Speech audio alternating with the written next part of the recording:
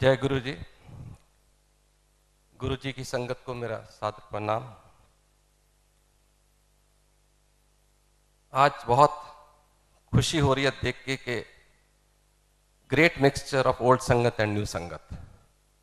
बहुत नई संगत आई, जैसे जनरल कपूर ने बताया कि गुरु जी हमेशा चाहते थे नई संगत आए। मेरे ख्याल में मैनी परिवार को सबसे बड़ी ब्लेसिंग यही है कि उन्होंने आज नई संगत बहुत अच्छे नंबर में अरेंज की है और वो गुरु जी से कल्याण करा के जाएगी। नई संगत के लिए मैं आपको एक चीज बहुत जरूरी समझता हूं बताना। ये मत समझिए कि हम जो लोग इधर आके गुरु जी के बारे में कुछ कह रहे हैं उनका प्रोपेगेंडा कर रहे हैं। जहां हम उनके बिठाए हुए स्पोक्स पर्सन हैं, जहां गुरु जी चाहते थे कि ये फलान फलान आदमी आके नई संगत को इंप्रेस करे, ऐसा कुछ नहीं है। ये तो हम अपने जिंदगी के वो अच्छे लम्हे, वो एक्सपीरियंसेस जो गुरु जी के साथ पहले गुजरे और अभी भी गुजर रहे हैं, उनको सिर्फ शेयर करते हैं आपके साथ। आप उन एक्सपीरियंसेस को शेयर करते करते उसमें क्या मैसेज लें, क्या विश्वास लें, क्या आप उसके ऊपर गुरु जी पे फेथ बनाएं, ये सब आपके ऊपर है। हम सिर्फ ये कह सकते हैं कि हमें इतना फेथ हो गया कि आज अगर हम गुरु जी के बारे में जो भी बात करेंगे, नई संगत के लिए बड़े बायस्ड व्यू लगेंगे।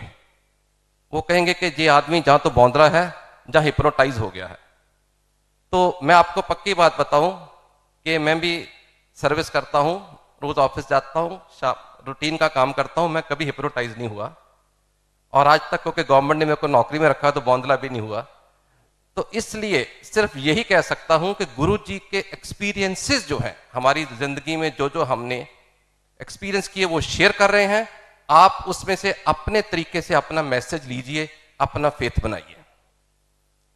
मोनिका आंटी ने शुरू में बहुत इमोशनल होकर अपना सत्संग किया और दैट इस चीज का प्रतीक है कि हम वो सब चीजें जो हम अपने निकट संबंधियों तक ही सीमित रखना चाहते हैं, लेकिन जब संगत पे आते हैं तो वो चीजें भी हमारी खुल के बाहर आ जाती हैं। हम कम से कम वो चीजों का आपके साथ शेयर कर लेते हैं जो हमने कभी सोचा नहीं। जो संगत करने आता है, जो सत्संग करने आता है, कोई प्लान नहीं करके आता, रिटर्न स्पीच नहीं लाता। उसके मन में क्या भाव है वही बोलता है जो गुरुजी बुलाते हैं उसे। और इसलिए हमारे मन में देखो, मैं जब मेरे को कहा गया था आपने सत्संग करना है, मेरे मन में इतने एक्सपीरियंसेस हैं, मेरे को मालूम नहीं था आज 5 मिनट मिलेंगे, 10 मिलेंगे, 15 मिलेंगे, 20 मिलेंगे, जितना टाइम मिलेगा उस हिसाब से एक्सपीरियंस आप शेयर करते जाओगे।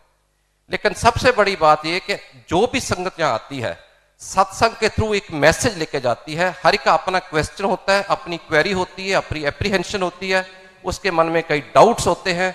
ये सत्संग उन सब डाउट्स को क्लियर करता है, क्लैरिफिकेशन देता है, और जो गुरु के साथ करेक्ट होते हैं उनको राइट मैसेज मिल जाता है। अभी तक जो आपने सत्संग सुने, खास करके बहुत सारे, और आगे गुरु जी के ऊपर बुक भी है, फेसबुक भी है, वेबसाइट भी है, सब जगह गुरु जी के बारे में ये चर्चा बहुत हुई है कि गुरु जी ने बहुत लोगों का कल्याण किया। कल्याण इन द सेंस कि उनके कैंसर ठीक कर दिए, उनकी हार्ट प्रॉब्लम ठीक कर दी, उनको नई लाइफ दे दी।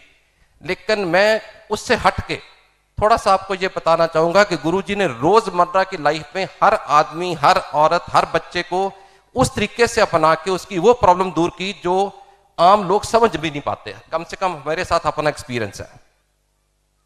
मेरा बेटा लंदन में था, गुरुजी ने उसको ब्लेस करके भेजा था। उसके साथ उसको लाइफ दी, एक दफा उसको अस्थमा का अटैक हुआ, उसको लाइफ दी। इसके साथ वो रोड क्रॉस कर रहा था, गुरुजी ने उसको खुद उठा के बचाया। मतलब स्पीडिंग कार के नीचे भी कुछ स्क्रैच नहीं आया। ये छोटी बातें हो गई क्योंकि इसके ऊपर बहुत चर्चा हुई। लेकिन मेरे को जो बड़ी अजीब बात लगी कि जब उसने अपनी एजुकेशन खत्म करके नौकरी वहां शुरू की तो गुरुजी ने उसको ब्लेस किया। 1 साल के बाद वापस आया तो उसने कहा गुरुजी मैं वो नौकरी छोड़ के नई नौकरी ज्वाइन कर रहा हूं। और नई नौकरी इतनी बढ़िया, इतनी अच्छी मल्टीनेशनल कंपनी, इतना नॉन स्विस बैंक कि मतलब उसके लिए लोग तरसते हैं कि नौकरी मिल जाए। तो इसने आके कहा गुरुजी मैं वो ज्वाइन करने लगा हूं। गुरुजी कहते दफा हो जा। We did not know the meaning of दफा हो जा। Most of you may not see. हम सोचे गुस्से में गुरुजी ने बोल दिया, पर ऑब्वियसली इसका मतलब यह था कि ब्लेस नहीं हुए। जहां गुरुजी के ऊपर जो दफा हो जा मीन जो आफत आपके ऊपर, जो आपके ऊपर नेगेटिविटी आ रही, उसको दफा कर दिया। हर तरह की इंटरप्रिटेशन संगत से मिली। समझ नहीं पा रही थी कि क्या हुआ। मेरा बेटा बहुत परेशान कि मैं तो बहुत खुश था, जाके गुरुजी को कहने आया था कि आज मेरे को ये वाली नौकरी मिल गई, और गुरुजी ने कहा जा दफा हो जा। एनीवे टाइम बीतता गया, उसने नौकरी ज्वाइन कर ली। 6 महीने ही हुए थे, अभी प्रोबेशन में था। कुछ हालात ऐसे बने कि उसका बॉस के साथ नहीं जैसे क्लिक कर पाया, या कुछ उसके ऊपर कोई फॉल्स एलिगेशन लग गए, उसको नौकरी से निकाल दिया गया। हम बड़े ही अपसेट कि इतनी बड़ी अच्छी नौकरी और बच्चे को निकाल दिया गया। हमने कहा बेटा बहुत अपसेट नहीं हो, तुम इंडिया वापस आ जाओ, यहाँ कुछ देखेंगे, तुम्हारे पास क्वालिफिकेशन है, नौकरी तो मिल ही जाएगी। वो अपसेट था। 1 महीने बाद यहाँ पे आया, और जिस दिन वो इंडिया पहुंचा, विद इन नेक्स्ट 10 डेज पता चला कि उसी कंपनी के उसी बॉसेस जिसके साथ झगड़ा हुआ था, इतने बड़े स्कैंडल में फंस गए कि सबके ऊपर इंटरपोल के अलर्ट शुरू हो गए। कंपनी में से उनको अरेस्ट वारंट निकल गए। सब लोगों को नौकरी से तो खैर निकालना ही था, सबको अपने पाले पड़ गए। गुरुजी ने किस तरीके उस बच्चे की रक्षा की कि ये बच्चा बहुत खुश है कि मेरे को इतनी बड़ी नौकरी मिली, अपने आप तो छोड़ेगा नहीं। गुरुजी ने उसको नौकरी से निकलवाया, विच इज अदरवाइज एस्पर्शन। वही मैं कह रहा हूं कि सत्संग जब करते हैं ना, हर चीज ओपन बोल देते हैं।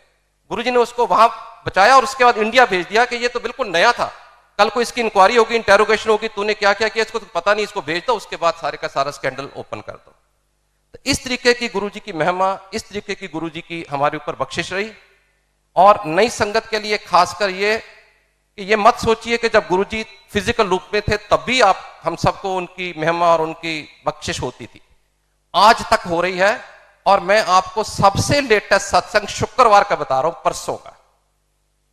ये एक बड़ा अजीब हादसा है और मेरा दिल कर रहा है कि मैं सत्संग करूं। भाई मेरे को परिवार से परमिशन है कि नहीं मेरे को मालूम नहीं, पर गुरुजी से परमिशन लेके कर रहा हूं। एक लड़की है हमारे ही संगत से, उसकी अब्रॉड शादी हुई थी और कुछ कारणों के साथ, जैसे होता ही अक्सर प्रॉब्लम एनआरआई की, the boy was already married, उसने वहां डिवोर्स किया, 2 एंगेजमेंट टूटी हुई थी, कुछ नहीं बताया था। इंटरनेट के थ्रू, कनेक्शन के थ्रू ये मैरिज हुई। जब उसको जाके पता लगा, उसको इल ट्रीट भी किया गया, वो उसको छोड़ दिया, डिवोर्स प्रोसीडिंग शुरू होगी विद इन 6 मंथ्स। बड़ी परेशान थी। लड़का, लड़के के फादर, लड़के की मदर, लड़के के ब्रदर, सब लोग अमेरिका ही रहते हैं। कोई कॉज नहीं बनना था। यहाँ पे क्या करें, उसकी एक बहन और जीजा यहाँ पे है।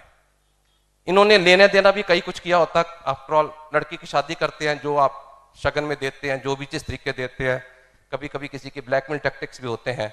काफी खर्चा पैसा ज्वेलरी दे रखी थी, उसका कोई रिकॉर्ड नहीं होता, उसका कोई प्रूफ नहीं होता। ये बड़े परेशान जब वापस आए तो इन्होंने सोचा कि उनकी सिस्टर वगैरह ने इमिग्रेशन कार्ड, ग्रीन कार्ड के लिए अप्लाई किया, उनकी इंटरव्यू आ रही है, अगर वो भी चले गए तो यहां तो कोई भी नहीं होगा जिसके साथ हम लड़ सकें। और सिर्फ एक छोटा सा मुद्दा था, अगर हम एफआईआर लॉन्च कर पाए इस केस में कि हमारे साथ चीटिंग हुई है, ही वाज ऑलरेडी मैरिड, तो शायद हम उसकी सिस्टर ब्रदर इन लॉ को रोक पाए, तो कम से कम डिवोर्स तो हो गया, हम अपनी रिकवरी कर पाए पैसे और ज्वेलरी की। इस संकल्प को लेके वो हमारे पास पहुंचे। कोशिश की संगत में सभी लोगों ने, मैंने जिस चीज को कांटेक्ट कर सकता था किया।